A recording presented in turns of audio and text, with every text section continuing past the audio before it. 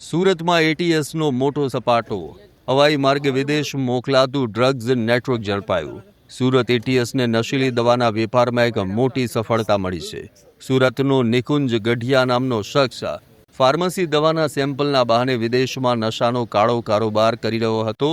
હવે તેને જેલના સળિયા પાછળ ધકેલી દેવાયો છે. આરોપી એર કાર્ગો દ્વારા થાઇલેન્ડ અને મલેશિયામાં પ્રતિબંધિત દવાઓ મોકલતો હતો. જાણીને નવાઈ લાગશે કે આંતરરાષ્ટ્રીય બજારમાં આ 1 કિલો દવાની કિંમત $4,000 થી $5,000 છે.